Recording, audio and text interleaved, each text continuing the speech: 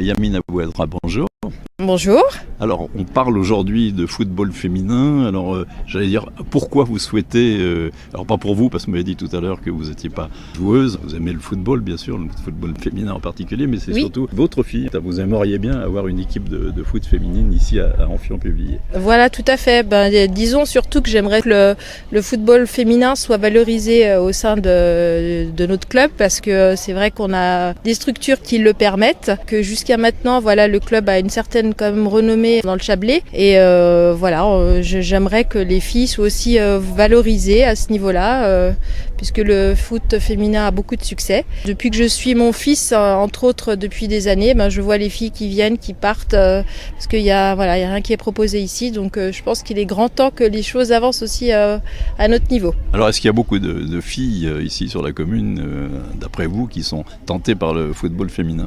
Moi, je pense que oui, il y en a. Puis c'est vrai qu'on a 3 écoles aussi autour ou pas loin du stade, donc je pense que oui, les filles seraient tout à fait à l'aise avec justement le fait de venir jouer chez nous, et c'est vrai qu'on n'a pas fait de promotion jusqu'à maintenant et que c'est juste à nous d'aller les chercher. C'est un gros travail de fond qui va être fait en collaboration avec le monsieur David Lopez, qui est responsable du pôle féminin au sein du district de Haute-Savoie et du Pays de Gex. Donc oui, c'est un projet qui me tient franchement à cœur, puisque voilà, le foot féminin est aussi bien que le foot masculin. Alors, vous êtes plutôt optimiste sur le fait que ça va aboutir bientôt? Oui, alors bientôt peut-être pas. Il faut quand même aussi prendre le temps de faire évoluer les choses, et certaines mentalités aussi. Donc non, moi je vois vraiment un vrai projet qui se mettra en place, je pense, d'ici 2-3 ans. On pourra dire peut-être, on a des équipes féminines au sein du club, et on a la chance d'avoir surtout, c'est comme je le disais, l'appui de la mairie. Et puis des beaux terrains aussi. Et des beaux terrains, exactement. Donc voilà. Très bien, on vous souhaite plein succès dans vos démarches. Merci beaucoup, merci bien. Jérôme Roche, donc vous êtes impliqué directement dans le football ici à Puvilliers, bien sûr, vous avez été dirigeant. Le foot féminin, ça vous parle un petit peu? Bien entendu, c'est une volonté qu'on a eue depuis quelques temps avec Yamina, qui était une force motrice à ce niveau-là. Aujourd'hui, on voit que le foot féminin, c'est un peu incontournable. On a des joueuses qui jouent au club, qui jouent avec les garçons, puisque jusqu'en U15, il y a une mixité qui est appliquée. Et donc c'est vrai qu'aujourd'hui on aimerait faire le nécessaire pour avoir une équipe féminine, c'est important. Je veux dire, il y a une demande, il y a aussi, on voit les retombées qu'il y a aussi.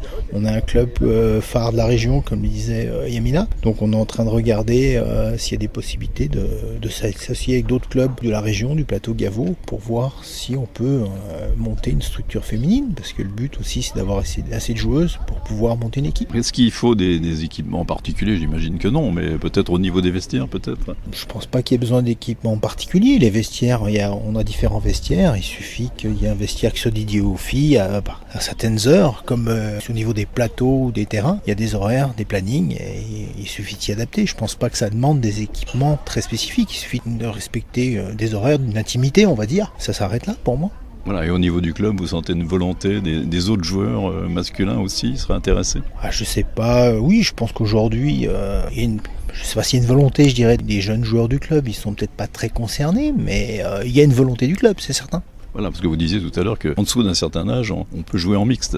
Jusqu'en U15, les filles jouent avec les garçons. On a eu des féminines qui sont parties jouer à Tenon, à Gaillard, parce qu'elles avaient un niveau assez élevé. Et c'est dommage qu'on n'arrive pas à leur offrir l'opportunité de jouer au CSAP ou dans une association de clubs. Il y a les différents clubs du coin ont aussi des filles qui jouent. C'est peut-être le moment de se regrouper et puis de monter une équipe féminine. C'est la raison pour laquelle vous êtes là aujourd'hui. Alors. Voilà. David Lopez, bonjour. Donc vous représentez le district Haute-Savoie Pays de Gex. Alors vous m'avez dit tout à l'heure en aparté, quand on a préparé un peu cette émission, que c'était aussi la volonté de la Fédération française de football de développer le foot féminin. Mais c'est une réalité en fait. Oui, tout à fait. Depuis une dizaine d'années maintenant, la Fédération française de football a vraiment mis l'accent sur le développement de la pratique féminine. Donc par conséquent, au niveau des départements, on a comme mission d'inciter les clubs à développer de la pratique en créant des sections féminines au sein de leur structure. Donc oui, effectivement, c'est une vraie volonté.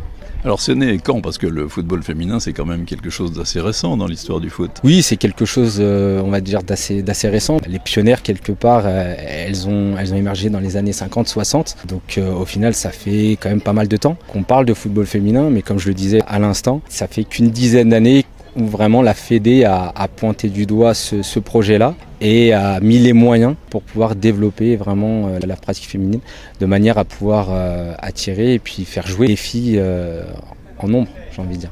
Voilà, cet engouement, il est né avec quand même les belles réussites de l'équipe de France féminine. Oui, tout à fait.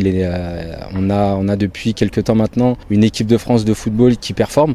On l'a encore vu cet été avec une demi-finale, malheureusement perdue contre l'Allemagne, mais on a une équipe de France qui fait bonne figure et qui, j'espère, donne l'exemple à nos jeunes footballeuses. Et sur le territoire du district, beaucoup d'équipes féminines se sont créées depuis ?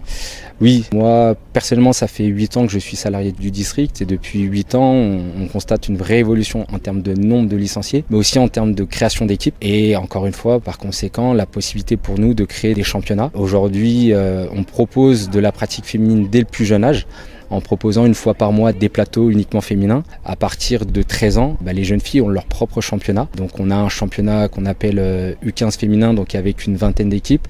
On a un championnat U18 féminin avec une quinzaine d'équipes. Et on a un championnat senior avec une trentaine d'équipes. Donc le constat est là, il y a beaucoup d'équipes aujourd'hui créées. Et ça fait qu'augmenter. Chaque année, ça fait qu'augmenter. Alors le club sportif Amphion Publié peut compter sur votre appui, j'imagine. Le club d'Amphion, mais comme tous les clubs, j'ai envie de dire, du département, peuvent compter sur notre soutien, sur notre appui pour pouvoir les aider et surtout les accompagner sur ce type de projet, mais aussi sur d'autres projets. Jacques Grandchamp, bonjour. Donc, vous êtes le maire de Publié. Vous êtes sur le terrain aujourd'hui. J'imagine que le foot féminin, c'est quelque chose qui vous intéresse. Oui, bonjour. Bon, d'abord, le foot et Publié, c'est une histoire de chromosomes. Hein. Ça fait partie des gènes de la commune, avec quand même un club sportif qui est emblématique. Ça a été dit avant moi, le CSAP, qui, comme tous les clubs, toutes les associations, a souffert pendant 2 ans des conditions sanitaires qui ont beaucoup restreint les activités. Donc on est heureux de voir qu'aujourd'hui, avec cette opération avec le Barça de sensibilisation des jeunes par un club de grande renommée, on renoue avec la vraie vie du football. S'agissant du football féminin, alors là, moi je suis convaincu à 200%. Je suis sûr que les filles ont énormément apporté. J'ai connu un petit peu ça dans mes années passées dans le 9-3 en Seine-Saint-Denis. Je peux vous dire que ça marche très très bien et que c'est un facteur à la fois de vie sociale et de révélation pour les filles. Et l'équipe de France féminine aujourd'hui est au top. Pour moi, c'est emblématique. Et je suis convaincu que les filles apporteront beaucoup de choses au football, dans les comportements, dans le fair play, dans la façon de pratiquer le foot. Au niveau des équipements, qu'est-ce qui manque ici ? Qu'est-ce qu'il faudrait améliorer pour que ça puisse se mettre en place ? Alors les équipements, nous on a une relation évidemment très étroite avec le CSAP. Du point de vue du CSAP, ce que je comprends, ça sera jamais assez, ça c'est évident. Donc après nous, on veille à rationaliser les aides avec les prestations. Comme je vous l'ai dit, on a passé 2 années atypiques. Donc là, cette année, c'est une première année révélatrice. Ça va être une première année d'activité à peu près normale d'un club de foot. Donc évidemment qu'on est demandeur à ce que ça revive aussi bien que ça l'était avant, qu'on retrouve les mêmes niveaux, voire plus. Et de ce point de vue, l'ouverture au foot féminin est une réelle opportunité. Les personnes qui sont à l'origine de ce projet savent qu'elles peuvent compter sur l'appui de la municipalité. Oui, bien sûr. On a une autre équipe féminine qui n'est pas très loin d'ici, qui était dans le cadre de l'ETGG, qui marche très très bien. Donc moi je suis tout à fait d'accord que le CSAP, mais au-delà de Publié Amphion, que ce soit une démarche intercommunale sur l'ensemble du plateau de la CCPVA, voire même des Tononaises, qu'on puisse regrouper sur les plus jeunes ce goût du foot, parce que c'est le rôle aussi de ces clubs sportifs, c'est de semer. Alors c'est un peu frustrant pour ces clubs, parce qu'ils sèment, puis ils récoltent pas beaucoup, parce qu'une fois qu'ils ont formé des jeunes, que ce soit des garçons ou des filles qui arrivent à un certain niveau, ils se les font prendre. Ouais. Donc c'est toujours un peu le tonneau des Danaïdes pour eux, mais c'est une belle mission de formation des jeunes. Voilà, et puis du côté, j'imagine, de vos collègues maires, vous avez déjà un peu sondé les esprits pour savoir si ça intéressait aussi les gens dans les petits villages. Ils seront d'accord. On va faire en sorte qu'ils soient tous d'accord. Non, mais qui pourrait être contre, hein, franchement, non. Ça fait partie de la pédagogie qu'on peut apporter aux gosses. Moi, c'est un discours que j'ai régulièrement avec les responsables du CSAP. Ce qui me marque le plus dans ce qu'ils évoquent, c'est évidemment la notion de bénévolat, c'est la notion de formation pour les gosses. Et je reviens sur le respect, bien sûr, l'apprentissage du respect, mais je reviens sur ce qu'on va vivre tout de suite après, la remise des prix avec le Barça Academy. Ça, c'est une belle démarche aussi, parce que nos jeunes, il faut les faire rêver. Alors, il n'y a pas le foot élitiste au sommet, puis les petits qui apprennent le foot, qui se contentent de regarder à la télévision. Là, ils ont des très très bons niveaux qui viennent leur apporter, consacrer une petite semaine. Je trouve ça formidable. Très bien. En tout cas, ça a l'air d'être une réussite, il y a beaucoup de monde. Oui, faut en remercier notre amie Yamina, parce que c'est elle qui est à l'origine. Yamina, venez donc là, Yamina. Hein, c'est elle qui est à l'origine de la démarche, des premiers contacts avec la Barça Academy. Et puis bon, la deuxième édition, évidemment, dès qu'elle nous a parlé de ça, on a dit on y va. Après, c'est une question de partenariat entre la Barça Academy et le CSAP. Donc voilà. Que chacun y retrouve ses petits. Voilà. Alors ça s'organise comment ? Comment est-ce qu'on fait venir le Barça Academy, qui est quand même pas la dernière équipe ? Au culot. Mon fils avait fait un stage en Suisse, parce qu'ils sont aussi sur la Suisse, et du coup j'ai juste été voir l'organisateur et je leur ai expliqué qu'on avait des belles infrastructures à publier, et voilà, donc ils sont venus voir, et puis ils pouvaient que apprécier les infrastructures, donc voilà, on avait démarré l'année dernière avec 590 inscrits. Du coup, ça a débouché sur 3 autres stages en France, ce qui fait que cette année, les enfants étaient beaucoup moins nombreux, puisqu'il y a un stage à Lyon, à Marseille et à Mulhouse.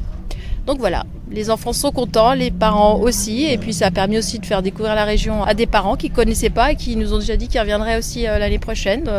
Des gens d'Arabie Saoudite, des Émirats, d'Allemagne. On a aussi des gens d'Italie qui sont venus aussi exprès pour ce stage, donc, et des États-Unis aussi, même du New Jersey. Donc vraiment très content pour ces aspects-là. Voilà, la foi peut déplacer les montagnes, en fait. Oui, puis c'est de la notoriété pour la commune, hein, donc je dirais pour nous, c'est tout bénéfice. Hein, donc moi, ce que je souhaite, c'est que le CSAP continue à faire mûrir ce projet, et puis qu'ils en tirent un très bon partenariat, le meilleur possible, y compris au niveau financier. Très bien, voilà, ça sera le mot de conclusion. Oui, il faut toujours se préoccuper des finances quand même. Merci. Absolument.